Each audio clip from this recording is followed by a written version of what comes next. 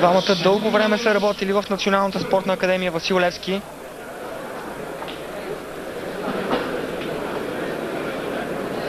Доскоро Боби беше помощник треньор на националният отбор за аматьори на България. При него се готвеха братята Пулеви, както и Деталин Далаклиев. Но в началото на тази година реши да опита късмета си в Испания, където получи доста добро предложение и възможност най-вече за развитие. И той изключително предвидливо реши, че е по-добре да замине на запад, отколкото да се мъчи тук в България.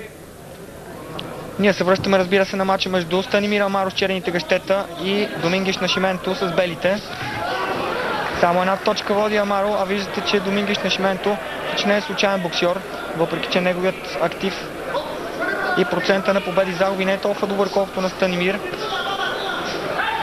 Дясно круше сега, отново за пореден път беше натикан Амаро до въжетата. Най-силното му оръжие е левия прав, попадна преди малко. Трябва по-често да го пуска и, разбира се, да се движи по ринга и да използва своето предимство от далечна дистанция. По всякакъв начин Нашименто се опитва да скъси дистанцията и в момента, в които успее, има успех. Хубаво ляво круше, последван от апъркът. Отлична акция на Станимир Амаро. Със сигурност процента му на работа и нанасяне на удари може да бъде доста по-висок, но вероятно указанията са на треньора да използва по-късните рундове, за да засили темпото. Отлично избяга от тази акция на Нашименто българина. Пропусна апърката. Доста силен удар, който ако беше попаднал, щеше със сигурност да зашемети Нашименто и публиката аплодира тази атака на Станимир Амаро. Отново ляв попадна в главата на Нашименто, който също не стои, отвръща веднага с ляв прав брадичката на българина. Пропусна двойния удар на Нашименто. Станимир Амаро хубав ляв прав. Направи финт ляв прав, последва мощен десен и завърши атаката с ляв. Добър удар отново за българина. 40 секунди остава до края на тази част, която е може би най-интересната от началото на двубоя. Хубаво дясно курше, последвано от ляво, не е много силно. Нашименто завърши акцията си с ляв апъркът.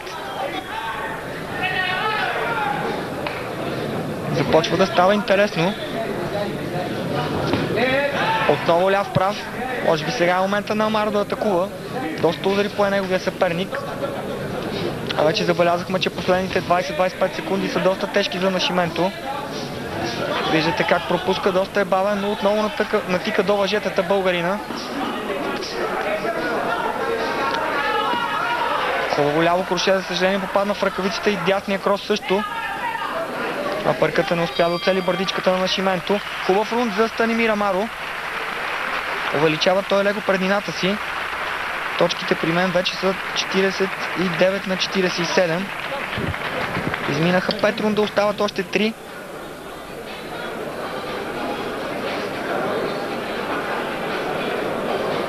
Публиката, разбира се, зад гърба на Станимир Амаро. Приемат го като техен човек. Превръща се в любимец постепенно. Едва 12 мача е изиграл, но определено си има свои фенове.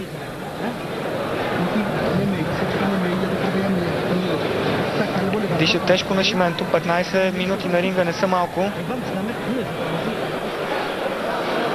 Ето и няколко, т.е. само една коса красавица, фенка на бокса.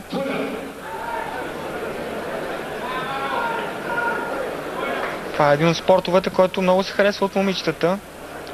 Съдейки, разбира се, от българските боксьори, които често са заобиколени от хубавици. Начало на 6-тия рунд. Станимир Амаро срещу Домингеш Нашименто в бой от полусредна категория. Вече ви споменах, че Станимир все още не е влезнал в 20-цата на Европейския боксов съюз, където шампион е белгиеца Джексън Бонсо, който всъщност е роден в Гана. Натурализиран белгиец. Добре започва боксьорът от Люксембург, но хубаво срещане сега с ляв прав. Направи Станимир Амаро.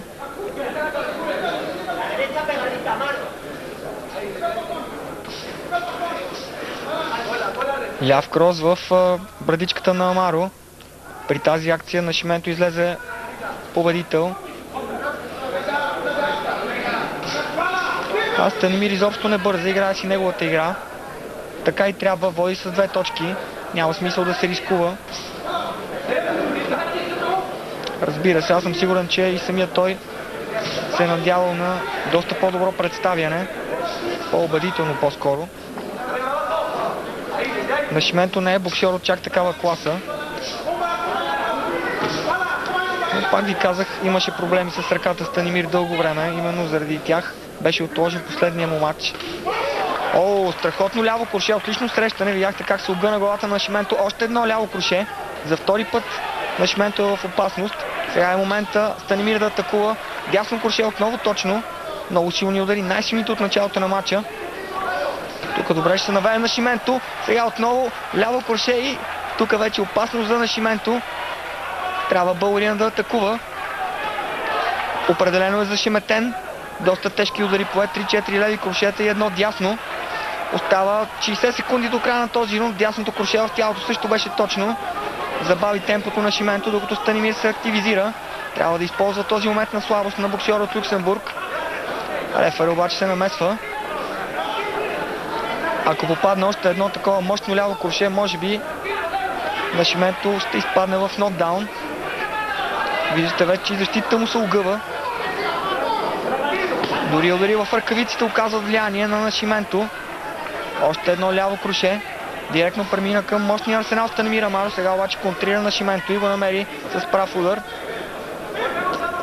Може би изпусна момента Станимир Амаро. Но въпреки това, със сигурност ето още едно ляво круше е показал на своя съперник какво може. Виждам, че има раничка под лявото око на Нашименто. Може би последица от мощният десен, дясното круше, което нанесе Амаро. Страхотен рунд за българина. Най-добрият за него. Край на тази част.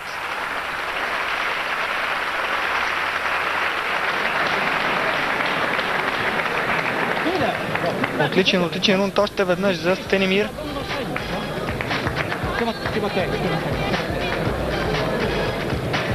Разбира се, има още 2 части до края на този двубой. Да видим дали ще се опита да завърши матча Станимир в 7-та част. Ето го този апъркът, който не беше много силен. А сега би трябвало да видим и левите крушета на Станимир. Това попадна почти в ръкавицата, но следващите бяха много точни и мощни.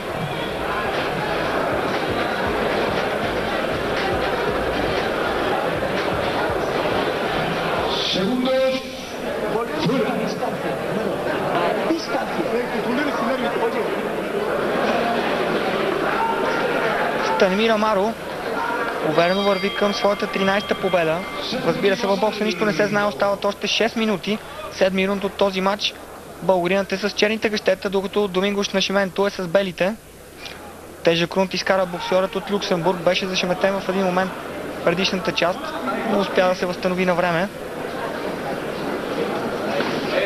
Изключително спорвана е тази полусредна категория на световния ринг. Шампион на световния боксов съвет е Флойд Мейуедър. Носител на титлата на Световната боксова асоциация е Мигел Кото. Двамата все още не познават вкуса на загубата. Разбира се, те са на светлинни години от двамата боксера, които наблюдаваме в момента, и като опит, и като титли, изобщо като съперници, през които са минали. Тръгва с 2 леви Нашименто, неуспешно. На време се защити Амаро. Още едно ляво круше, отлично издебна своя съперник българина.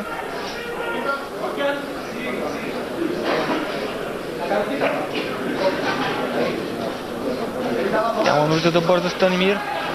Владее изцяло положението. Домингош Нашименто е човека, който трябва да търси по-силни удари, евентуално нокдаун, ако иска да обърне развой на този матч. Тъй като до момента губи с 3 точки при оставащи 2 рунда. Но доста удари изяде през предишната част боксера от Люксембург и не е много сигурно дали ще е способен да се възстанови от тях и да тръгне в атака.